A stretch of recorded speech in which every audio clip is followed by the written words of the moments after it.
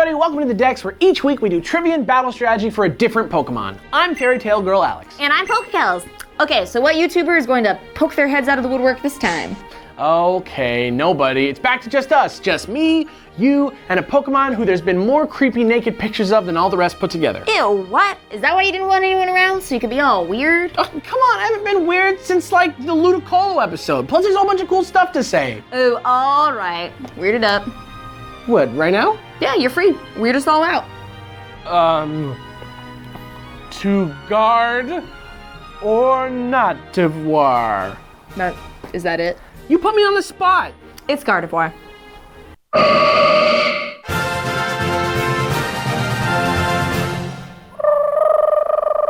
Seriously though, there's a lot of weird Gardevoir porn out there on the interwebs, most likely because of its feminine humanoid appearance. Is that weird enough for you? Not that weird. I mean, I'm not saying I condone it or anything, but if you watched our Mewtwo episode or our pals Matt, Pat, and Jaywitz last week, you'll see that at one point, Pokemon and humans might have been one and the same. Yeesh, now who's the weird one? Also, even though everyone always thinks of Gardevoir as a woman because of its slender legs and billowing gown, their gender ratio is actually 50-50. Plus, in Japanese, its name is Sir Knight. What's more masculine than that? Maybe all that night stuff isn't too far off. Its Pokedex entries all talk about Gardevoir seeing the future and protecting its trainer with its life. How chivalrous. Yep. Gardevoir's name is a mix of the French words garde and devoir. Devoir translates roughly to duty or obligation, while garde either literally means a guard, to keep watch over, see, or have custody of. Night City. So then where does the feminine part come in? Oh, Alex. Oh, don't even start with that smarm. But I'm only so smart because I'm about to definitively answer all of the internet's lingering questions about Gardevoir, once and for all. Oh boy, here she goes. At least you're cute when you smarm. Hey, no cute stuff, buttface. It's time for another edition of Pokemon Culture Shock. Oh, culture. So the first thing you gotta know is that red thing in Gardevoir's chest, that's its heart. And when Mega Gardevoir's opens, psychic powers come pouring out. It's a little bit creepy, but don't worry, we'll get there. Ew, this is how you're gonna start off the definitive Gardevoir theory? What about all that dancing nonsense? You know, like from the Gallade episode? Ralt sounds like waltz and Kirlia is a ballerina, so how about Gardevoir? Actually, Gardevoir is meant to be the principal dancer in the company. It can be either a male or female dancer, and they're known to lead all the other dancers in the company. When Gardevoir Mega evolves, its dress blossoms into a beautiful ball gown. Got it. And those weird spiky things on his face look a lot like a masquerade mask. Okay, so Gardevoir is a dancing masquerade knight? This is hard. Calm yourself, little man. Old Kelz has got a plan. It all makes perfect sense when you consider the Dance of the Knights from Sergei Prokofiev's ballet version of Romeo and Juliet. Oh! Duh! Come on, no tantrums. I'm a genius. I'm sorry. It's okay. Anyway, the dance, which takes place during the masquerade ball, features Montagues and Capulets in an emotionally charged dance, and Juliet sees Romeo for the first time. Think the Mambo scene in West Side Story. Wait. So are you saying that Gallade and Gardevoir are representations of Romeo and Juliet? That's crazy. But what about the 50% of Gardevoir that are male?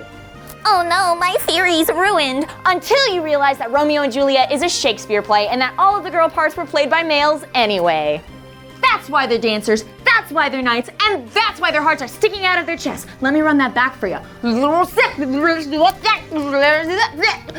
why they're dancers, that's why they're knights, and that's why their hearts are sticking out of their chests. It's a love story. Damn, I'm good. The day of redemption is at hand. Repent, and thou shalt be saved. Helix. Wow. Did I just get Ace Ventura'd? See? I'm the best. Yeah, and I feel like I got double culture shocked by an out of nowhere 90s reference. Yep, but now you'll be the best. Go hit him with that battle strategy, baby. Oh, righty then. Pokemon.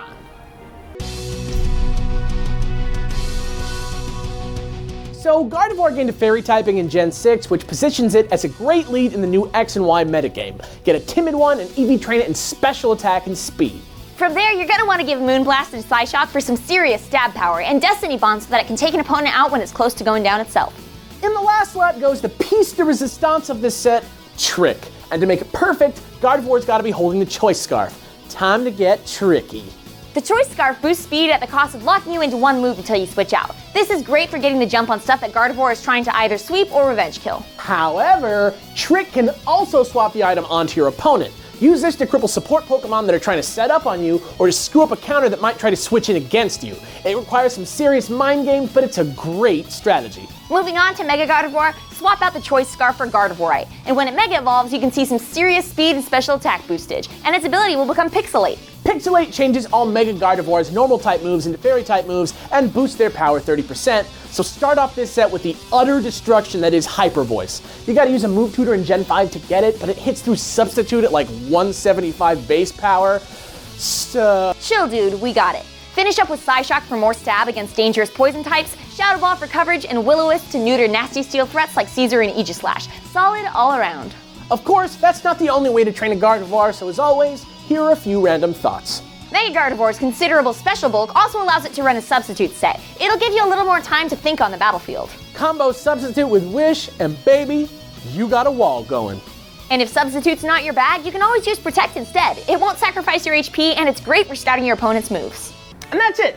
Gardevoir, the Shakespearean Ballet Knight. I hope this episode lived up to the hype. If you want to suggest a Pokemon for us to do next time, or if you got something to add, leave that in the comments below. And don't forget to subscribe. I'm PokeKellz. And I'm Fairy Tale Girl Alex. That's a bad name. Come on, it's contextually appropriate. I'm trying to wrap up the episode here. How can I get anything done when I'm constantly being told to do so many different things? Just kidding. Clues. I'm Fairy Tale Girl Alex. Tune in next week for another almighty episode of The Dex. Anyway, the dance... Choo-choo-choo. Beady-doo. Choo-choo-choo. Put it down. Choo-choo-choo. Choo-choo-choo. Choo-choo-choo. Choo-choo-choo. Choo-choo-choo.